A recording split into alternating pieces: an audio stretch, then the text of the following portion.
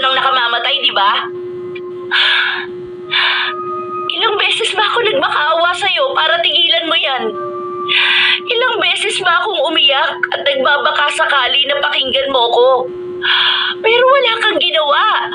Pinalala mo ng pinalala ang ginagawa mo. Dahil hindi ko kayang mabuhay na wala to. Dito ako nagiging masaya at malakas. Hindi yun totoong saya at hindi totoong lakas.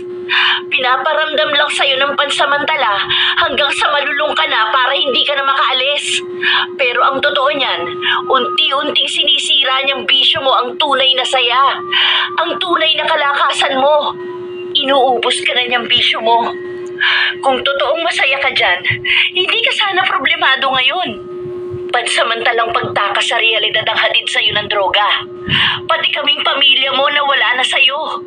Nawala ang lahat sa'yo, Reynaldo. At yung mga kaibigan mong kasama mo magbisyo. Kakampi ka lang nila kapag may hihit-hiting kayo. Pero kapag ganitong kailangan mo na sila, nawawala na sila, di ba? Kasama ka lang nila sa panandaliang saya, pero iiwan ka rin kapag hindi ka na mapapakinabangan. Sinira mo ang buhay mo. Wala kang ibang dapat sisihin kundi ang sarili mo. Inilabas na ni Ernalyn ang lahat ng sama ng loob na nararamdaman niya sa kanyang asawa. Dahil ubos na rin naman ang pag-asa niya na mapagtatanto ni Reynaldo na mali nga siya sa kanyang mga ginawa. Sa haba ng pagkakataon sa buhay niya para magbago, hindi siya kumilos. Dahil ang palagi lamang laman ng utak niya ay kung paano siya didiskarte para sa bisyo niya. Hindi pa rin nawawala ang lagnat ni Reynaldo. Nakahiwalay siya ng higaan dahil bawal mabangga ang kanyang tuhod dahil sumasakit yun ng sobra. Habang inaapoy siya ng lagnat, kung ano-ano na rin ang nakikita niya sa paligid. Ang dami niyang naririnig na boses at isa na roon ang kay Alma. Tinatawag siya nito. Nakikita niya rin ang mukha ng matanda kung paano niya ito huling naabutan sa kama. Ang postura kung paano niya ito pinatay. May mga nakaraan pang kasalanan niyang nagbabalik sa utak niya. Para na siyang nababaliw. Ang nararanasan niyang ito ay dulot na rin ng droga. Ganoon ang nangyayari sa kanya kapag matagal na araw na siyang hindi nakakatikim ng bisyo. Yun na ang kanyang parusa. Binabagabag na siya at binabalikan ng mga kasalanang tinatakasan niya noon. Ilang araw na ganoon ang nangyayari sa kanya. Minsan ay tulala siya, minsan naman ay sumisigaw siya. Gusto niyang magwala, gusto niyang magalit, pero wala siyang magawa. Hindi niya maintindihan kung ano ba ang nararamdaman niya. Kumain ka na muna. Aalis ako, iiwan ko yung mga bata kay kuya. Nakiusap na rin ako sa kanya na baka pwedeng tingnan-tingnan ka niya rito. May nahanap akong trabaho sa laundry shop. Kailangan kong kumayod para sa mga anak natin. Iiwan mo na ako. Huwag mo akong iiwan sa kanila. Lahat sila nakatingin sa akin. Si Alma bumubulong siya. Naririnig ko ang nakakatakot yung tawa. Ay, ewan ko sa'yo, Reynaldo. Walang ibang tao rito. Patay na si Alma. Yang nakikita mo, yang naririnig mo, konsensya mo yan. Tama na sa'yo ng droga yan. Baliw ka na talaga. Kawawa ka lang. Ayoko sumama sa kanya. Sabi niya dadali niya ako sa impyerno. Huwag mo kayo ibibigay sa kanya. Hindi. Ayoko. Natatakot ako sa impyerno. Bahala ka nga sa buhay mo. Late ako sa trabaho. Kumain ka dyan kung kakain ka.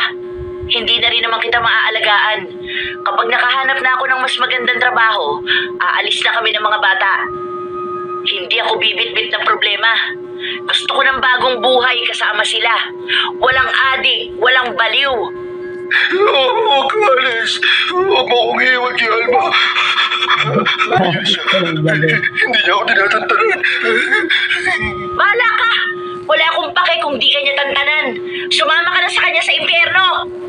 Agad na umalis si Ernalyn. Ilang araw pa ang lumipas, mas naging malala ang kabaliwan ni Reynaldo. Paulit-ulit niyang isinisigaw ang pangalan ni Alma. Minsan umiiyak siya, minsan naman ay tumatawa. Dahil ayaw ni Ernalyn na makaapekto yun sa mga anak niya, nakiusap siya sa bayaw na makikitira muna sila sa bahay nila at kapag may nahanap siyang murang paupahan, saka sila lilipat. Hindi na pwedeng makisama si Reynaldo sa mga bata dahil natatakot na ang mga ito sa kanya. Kapag may oras si Ernalyn, pinupuntahan niya ang asawa. Pero madalas na nag-aalaga kay Reynaldo ay ang isa pa niyang kapatid.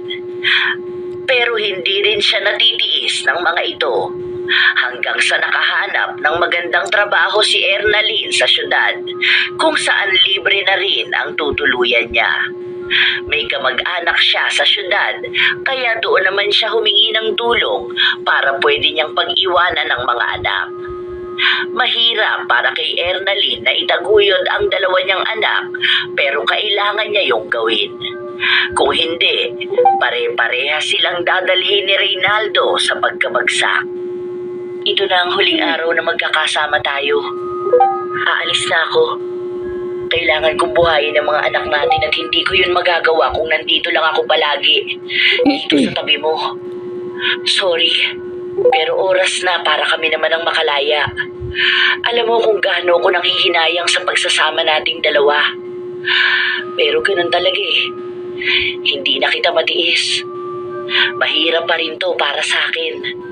Ang bigat sa dibdib. Pero para sa mga bata, kakayanin ko to. Huwag mo akong iiwan dito. Tulungan mo naman ako. Hindi ko na alam kung anong nangyayari sa akin. Yung nangyayari sa'yo ang kabayaran mo sa mga kasalanan mo. Hindi na kita matutulungan dyan. Kaya si Alma ang palaging bumabagabag sa'yo dahil alam mo sa sarili mong siya ang isa sa nagawan mo ng mabigat na kasalanan. Wala na eh. Kung sana noong may pagkakataon ka, ginamit mo sana yun para sa pagbabago. Pero ang ginawa mo naman, mas lalo kang lumala. Magbabago na ako. Basta tulungan mo ako. Sorry. Kailangan kong unahing tulungan ang sarili ko at ang mga anak natin. Sorry, Reynaldo. Sorry. Ernalyn, huwag mo akong iiwan.